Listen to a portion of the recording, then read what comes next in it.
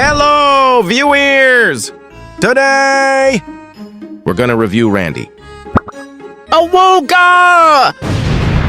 She is the best pitcher from the RE Wind-Up short story, and she has a very powerful left hand that sets the ball she throws on fire.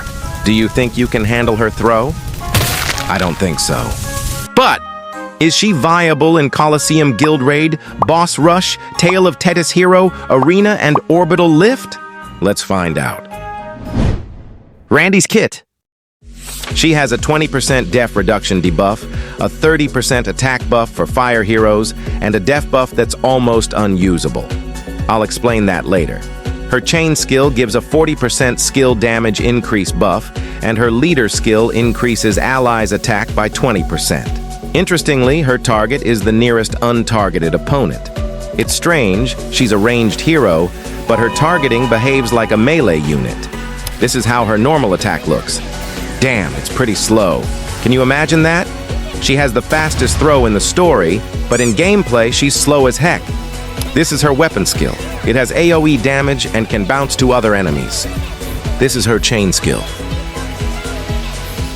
And finally, her leader skill.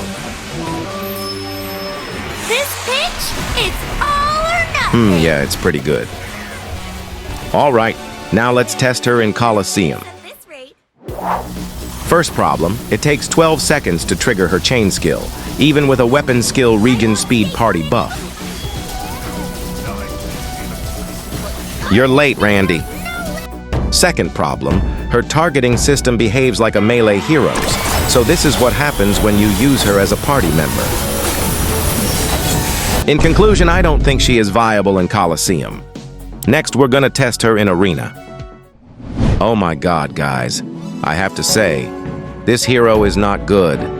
I thought her slow attack was the only issue, but there's actually more. Her normal attack can be blocked by objects in the arena, and even her weapon skill too. She's very uncomfortable to play on any map. And remember the def buff I mentioned earlier? It activates if she misses her normal attack 4 times. So useless. In conclusion, she's not viable in Arena either. Sheet. So that means she's only viable in Guild Raid then? Okay, let's test her in Guild Raid, I guess. Since she's definitely useful for the fire-ranged raid team, I'm going to use her as the leader first. Then, I'll compare the damage with Elvira as the leader. After that, I'll compare the better one using a different relic. Okay, let's do it.